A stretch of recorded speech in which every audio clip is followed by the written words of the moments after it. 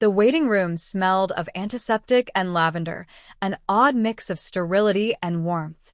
Noah sat beside his wife, Emily, their 5-year-old son, Oliver, swinging his legs impatiently between them. It was a routine checkup, nothing to be worried about, or so they thought. Dr. Carter entered the room with a smile, but there was something unreadable in his gaze as he looked at Noah. He set the test results on the desk, cleared his throat, and spoke carefully. Mr. Bennett, there's something we need to discuss. Based on the genetic test results, you are not biologically related to Oliver. The words hung in the air like a sudden drop in temperature. Emily's hand tightened around Noah's. Oliver, oblivious, played with the toy car in his lap, making soft, vrooming noises. Noah blinked, his mind struggling to process the words. That can't be right. Emily turned to the doctor, her voice barely above a whisper. There must be a mistake. But Dr. Carter's expression remained sympathetic yet firm. I understand this is shocking, but the results are conclusive. A silence settled over them, heavy and suffocating. Noah turned to his wife, searching her face for an answer. But Emily looked just as lost as he felt. If this was true, then how? And if Oliver wasn't his son, then whose child was he? Noah's heart pounded in his chest. The words echoed in his head, relentless and cruel. You are not biologically related to Oliver. His son. His little boy, who had his same dimpled smile, the same way of tilting his head when he was thinking. How could this be? No, Noah finally said, shaking his head. There has to be a mistake. You must have mixed up the results. Dr. Carter sighed, his voice steady but gentle. We ran the test twice to confirm. I understand how difficult this is, but I assure you, the results are accurate. Emily's hands trembled as she clutched Noah's arm. But that's impossible, she whispered. Tears welled up in her eyes. Noah, I swear, I've never. She couldn't even finish the sentence. Noah wanted to believe her. He did believe her. Emily had always been faithful, always been his rock. But then, how? His gaze flickered to Oliver, who was still completely unaware of the storm brewing in the room. His chubby fingers pushed his toy car along the exam table, humming a little tune. Noah felt his throat tighten. This was his son. No piece of paper could change that. But the questions clawed at him. If Oliver wasn't his, then whose child was he? Emily was still shaking her head, her breath uneven. There has to be another explanation. Maybe a hospital mix-up? Maybe they switched our baby at birth. Dr. Carter hesitated before responding. It's rare, but not impossible. You could request a full investigation with the hospital where Oliver was born. The possibility sent a shiver down Noah's spine. Had another family been raising their real child all this time? 1,000 emotions rushed through him, confusion, anger, fear. But beneath it all, one truth remained. Oliver was his son in every way that mattered. Noah exhaled slowly, steadying himself. We'll get to the bottom of this. Emily nodded, wiping away her tears. Yes, we have to. But as they left the doctor's office, an unsettling feeling settled deep in Noah's chest. Something about this didn't add up, and he had a sinking feeling that uncovering the truth would change everything. As they drove home, an eerie silence filled the car. Oliver, strapped into his car seat, was happily singing to himself, oblivious to the storm brewing between his parents. Noah gripped the steering wheel, his knuckles white. A hospital mix-up? Maybe. But I don't know, Emily. Something feels off about this. Emily swallowed hard, staring out the window. I don't understand. I was there when Oliver was born, Noah. I held him. He was ours. Her voice cracked. I know he was ours. Noah's thoughts spiraled. If Oliver wasn't switched at birth, then how did the DNA change? It wasn't possible. Unless. He shook the thought away. It was ridiculous. Science didn't work like that. Or did it? That night, after putting Oliver to bed, Noah sat at the kitchen table, scrolling through medical research on genetic anomalies. He wasn't a scientist, but something kept nagging at him. Genetic manipulation, he muttered under his breath as he read through an article.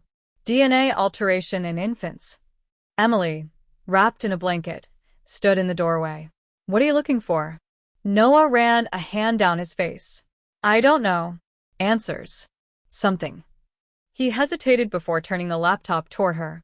What if Oliver's DNA was changed? Emily's brows furrowed. "That's not possible." "I thought so too," he admitted. "But look at this." The article detailed an experimental drug developed to alter genetic markers in infants, designed for disease prevention, but with terrifying side effects. Some cases had reported complete DNA mismatches between parents and children. Emily's face drained of color. "But who would do that to our son?" Noah's gut twisted. What if someone did this to him while he was in the hospital? Emily clutched her stomach, as if she might be sick. "You think Oliver was part of an experiment?" Noah didn't want to believe it. But the more he read, the more it made sense. Someone had injected their baby with something that changed him on a fundamental level. And that meant someone out there knew the truth. The next morning, Noah and Emily sat at the kitchen table, cups of untouched coffee growing cold between them. The weight of the truth pressed on their shoulders like a lead blanket. Emily traced a finger over Oliver's baby picture on her phone, her lips trembling. "If someone did this to him, we have to find out who." Noah nodded grimly. "We start with the hospital." They drove to St. Mary's Medical Center, where Oliver had been born 5 years ago. The smell of disinfectant and sterile floors brought back memories. Emily holding Oliver for the first time, Noah crying as he kissed his tiny fingers. It had been the happiest day of their lives. Now, that same hospital felt like a house of secrets. They approached the reception desk. "We need to speak with someone about our son's birth records," Noah said, keeping his voice even. The receptionist, a middle-aged woman with kind eyes, smiled.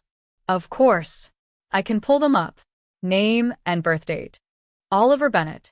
November 3rd, 5 years ago." Her fingers clacked on the keyboard, but as soon as she found the file, her expression changed. Her smile faltered. I'm sorry, but this file is restricted." Noah and Emily exchanged a glance. "Restricted?" Emily repeated, pulse quickening. "Why?" The receptionist fidgeted. I don't know. It has an internal access lock. Only senior hospital administrators can open it." Noah's jaw tightened. "Who can we talk to?" The receptionist hesitated, then lowered her voice. "Dr. Alan Whitmore. He was the lead neonatal specialist at the time of your son's birth. But he doesn't work here anymore." Emily's breath caught. "Where is he now?" The woman glanced around as if afraid someone might hear. "He disappeared 3 years ago. No one knows where he went."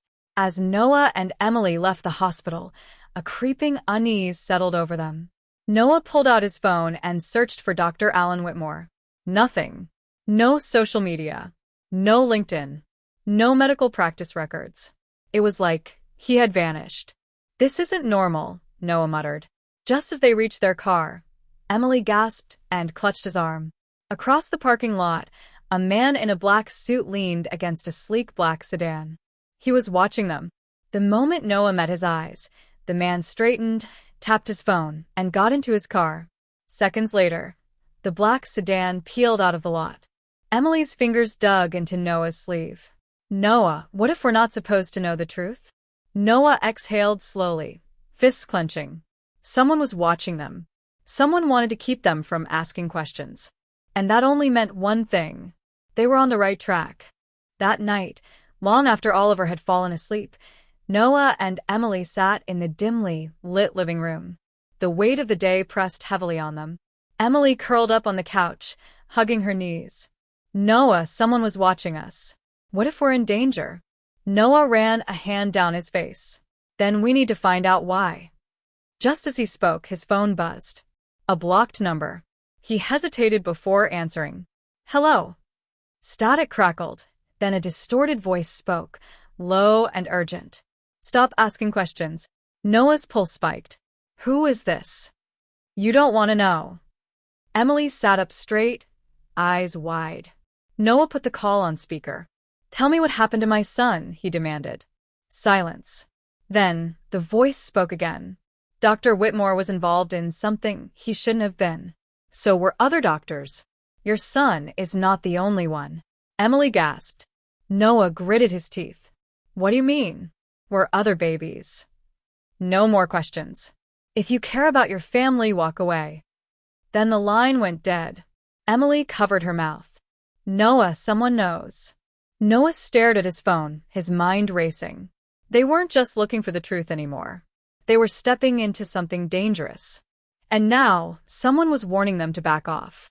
At midnight, a sharp clatter outside made Noah jolt awake. He grabbed a baseball bat and crept toward the front door. Emily followed, her breath shaky. A shadow moved near their car. Someone was out there. Noah swung the door open just as the figure sprinted away into the night. Hey, stop, Noah shouted, but the person was gone. Emily pointed to the porch. Noah, look. A manila envelope sat on the doorstep. Noah picked it up, his pulse pounding. Inside were medical records, dozens of them. Names, birth dates, genetic alterations. Some of the records had Oliver's name on them. At the bottom of the stack was a handwritten note. He was part of Trial C-13. Find Dr. Whitmore before they find you. Emily's hand flew to her mouth. Noah, this is bigger than we thought. Noah's grip tightened around the papers. Someone was helping them, but that also meant someone else wanted to silence them. And they weren't going to stop. They had to find Dr. Whitmore. Noah and Emily sat at the kitchen table, medical records spread out before them. The dim light cast long shadows, making the room feel smaller, like the walls were closing in. Emily's fingers trembled as she flipped through the files. Trial C-13, she whispered. What kind of experiment was this? Noah scanned the pages, his eyes landing on a name. Rebecca Hayes, a mother listed under the same trial as Oliver. She has a child from the same experiment, Noah said, pushing the paper toward Emily. She might know something. Emily bit her lip. What if she doesn't? What if she's just as clueless as us? Noah exhaled. Then we keep digging. With a determined nod, he pulled out his phone and typed Rebecca Hayes into a search bar. A result popped up. Rebecca Hayes, missing since last year. A chill ran down his spine. She's gone, he murmured. Emily's face paled. Noah, what if they made her disappear? Before he could answer, a loud thud sounded from outside. Their heads snapped toward the window. A shadow moved past. Noah's heartbeat thundered in his ears. Someone was watching them. Again. Noah crept toward the door, Emily right behind him. His grip tightened around the baseball bat. A sudden crash came from the back of the house. Someone was inside. Emily gasped, clutching Noah's arm. He gestured for her to stay back and slowly stepped forward. The house was eerily silent, except for the faint sound of a drawer being opened in the kitchen. Noah's breath was steady. Whoever was in their house was looking for something. With a burst of movement, he lunged into the kitchen, swinging the bat. But the intruder was fast. A dark figure in a hood shoved the table between them and bolted for the back door. Noah chased them, but by the time he reached the yard, the person had disappeared into the night. Emily ran to his side. Noah, look. On the kitchen counter, their stack of medical records had been moved. Whoever broke in had been searching for those files. And in their haste, they left something behind. A single slip of paper with an address written in shaky handwriting. Noah stared at the address, his mind racing. This could be where Dr. Whitmore is. Emily grabbed his hand. Are we really doing this? Noah met her eyes. They broke into our house, Em. They're trying to scare us. That means we're getting close. Emily hesitated, then nodded. Let's go. With one last glance at their sleeping son, they grabbed their car keys.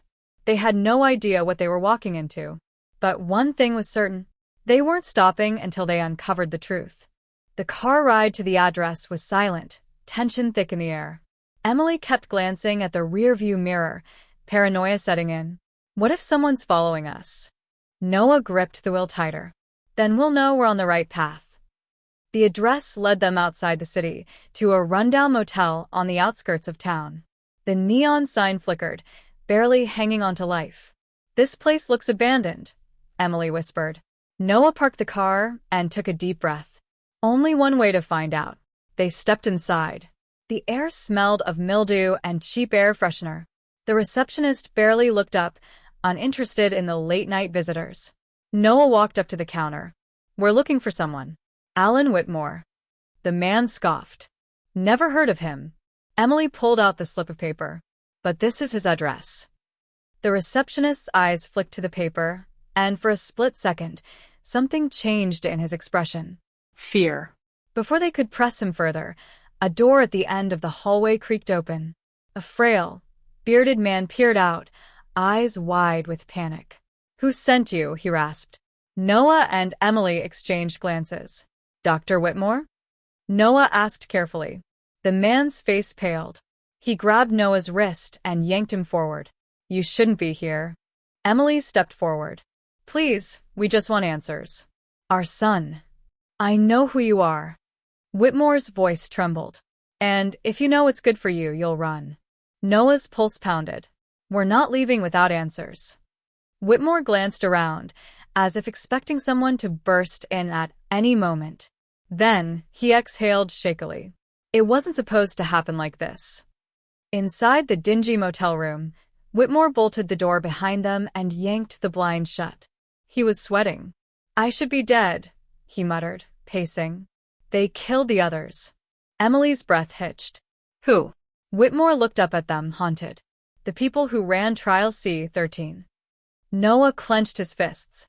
"What was the trial?" Whitmore hesitated. Then, with a shaky voice, he spoke. "It was a genetic enhancement experiment." Emily's stomach dropped. "Enhancement?" Whitmore nodded. Parents were unknowingly given prenatal injections, altering their child's DNA in the womb. The goal was to create advanced humans stronger, smarter, resistant to disease. But there were failures. Noah's voice was hoarse. "And Oliver?" Whitmore swallowed.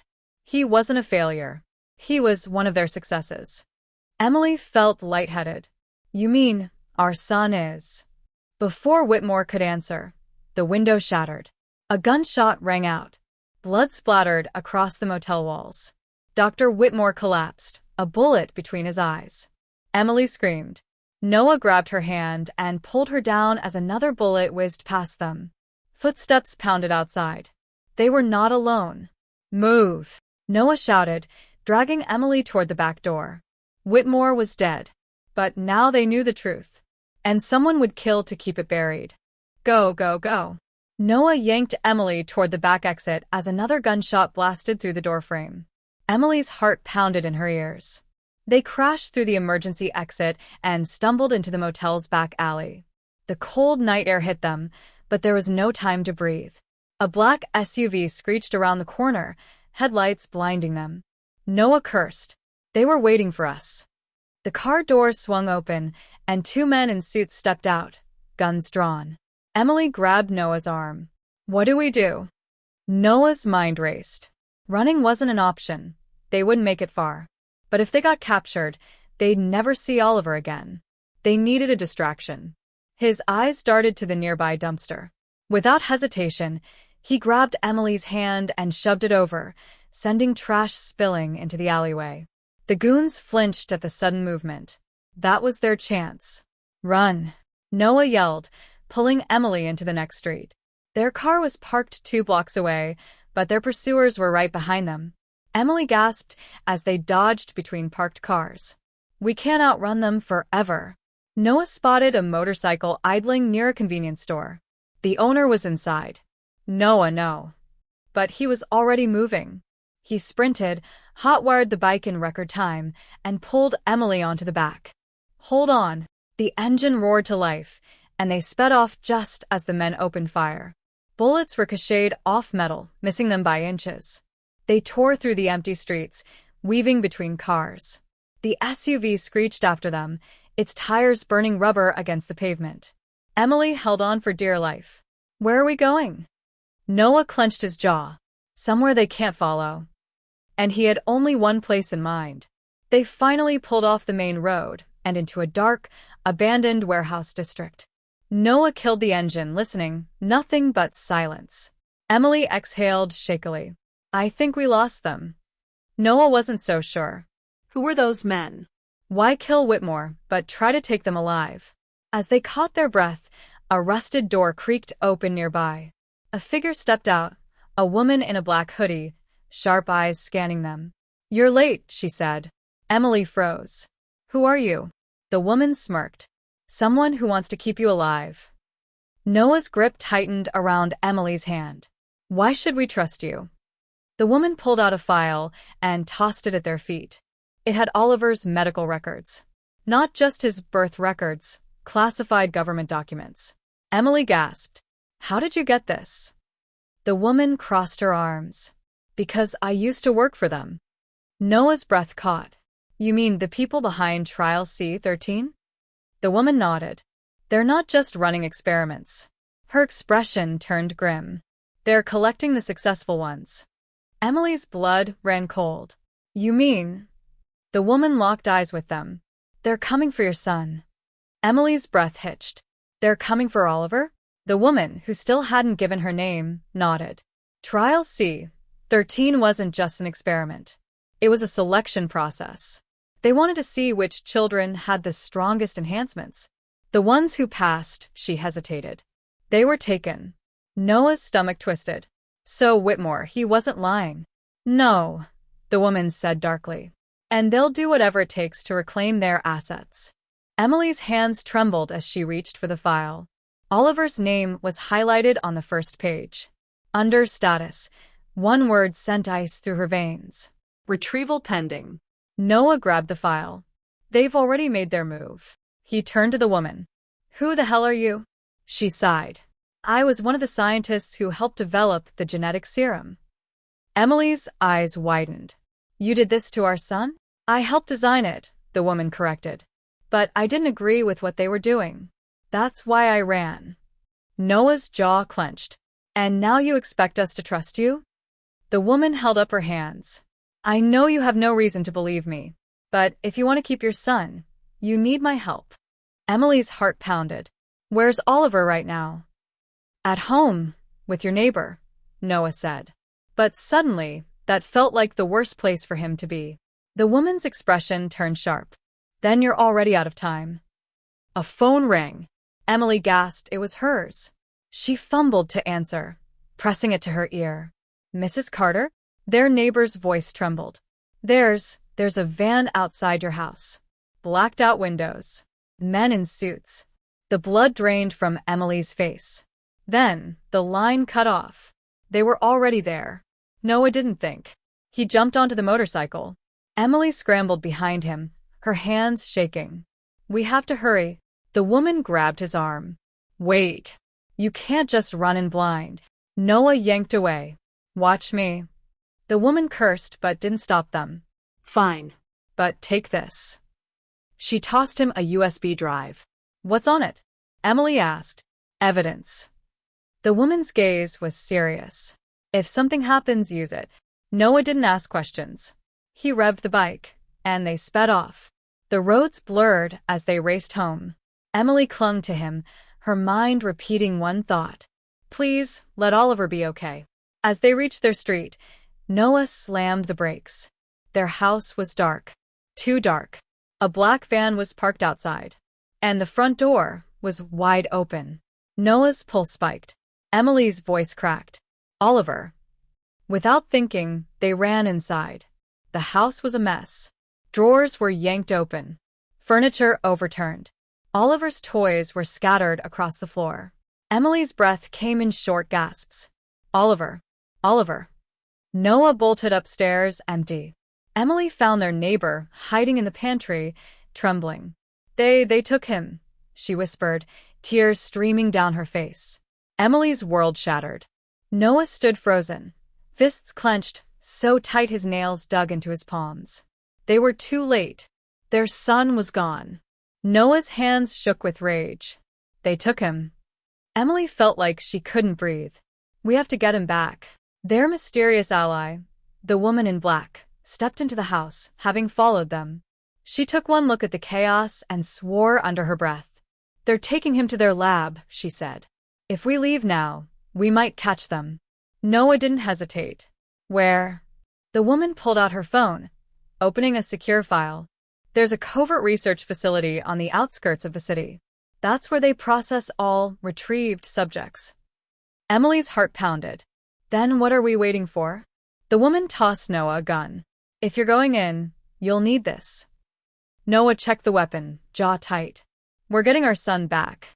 The facility was buried deep in the woods, surrounded by high-security fences and armed guards. Noah and Emily crouched behind a truck, watching patrols move in and out. Emily's hands were ice cold. How do we get inside? The woman smirked. Leave that to me. She pulled out a security badge and motioned for them to follow. They moved through the side entrance, bypassing guards with stolen credentials. The deeper they went, the colder the air became. Finally, they reached a room labeled. Emily felt sick. Specimen? That was her son. Noah didn't wait. He kicked open the door. Inside, Oliver sat in a sterile white room, unharmed. Emily ran to him, pulling him into her arms. Oh, my baby, we're here. We're here. Oliver clung to her. Mommy, they said I was special. Noah turned to their guide. Why is he still here? Why haven't they experimented on him yet? The woman frowned. They don't need to. She pointed to the security cameras. Oliver's face was on every monitor, glowing red. They were waiting for his powers to activate on their own. A voice boomed over the intercom. How nice of you to join us. Noah whipped around, gun raised. A man in a lab coat stepped inside, flanked by guards. Dr. Langley, head of Trial C-13. He smirked. Did you really think you could just take him back? Emily held Oliver close. You're never getting him. Langley sighed. He's ours. And soon he'll awaken. Oliver suddenly gasped, clutching his head. His eyes turned silver. The air shimmered. Then, the lights exploded. Guards screamed as the entire facility shook. Oliver's voice came out distorted. I don't want to be here. His power surged, sending shockwaves through the walls. Noah grabbed Emily. We have to get out now. Alarms blared. Guards scrambled as Oliver's power surged uncontrollably. The woman grabbed a gun. Move. Noah and Emily ran through the chaos. Oliver held tightly between them. Langley shouted orders, but no one could stop what was happening. With a final pulse of energy, Oliver's power collapsed the entire lab. Noah barely dragged Emily and Oliver out before the walls caved in. Behind them, Langley and the lab were swallowed by the destruction. It was over. Days later, they sat in a small safe house, far from the city. Oliver slept peacefully between them, unaware of what had happened. Emily brushed his hair, her heart still racing. What happens now? Noah exhaled. We disappear. The woman nodded. The organization won't stop. But with Langley gone, they'll be weaker. Emily held Oliver closer. We'll keep him safe. No matter what. Oliver stirred, eyes fluttering open. Mommy? Emily kissed his forehead. It's okay, baby. We're safe. For now, at least. Because their son was no ordinary child. And one day, the world, 10 years later, a small, quiet town nestled deep in the mountains. No cameras, no records, no past. A boy, 12 years old, stood on the rooftop of an old barn, staring up at the full moon. His silver eyes glowed faintly in the dark. Oliver Carter had spent his childhood running, hiding, pretending to be normal. But he wasn't. Not even close. Inside the cabin, Emily placed a candle on a small birthday cake. Happy birthday, sweetheart. Noah ruffled Oliver's hair. 12 years old, huh? You're growing too fast. Oliver grinned. I bet I can beat you in a race now. Noah chuckled. Keep dreaming, kid. Emily watched them with warmth, but also fear. They had been safe for years. But lately she felt something watching them. That night, as she cleaned up, she found a letter tucked under their front door. No name. No sender. Just 5 chilling words. They know where you are. Oliver lay awake, staring at his hands. He could feel it, the power inside him, growing stronger every year. A voice whispered in his mind. It's time. His fingers twitched, and the entire cabin trembled. Oliver sat up, heart racing. Somewhere in the shadows, they were coming. But this time, he wouldn't run. He would fight.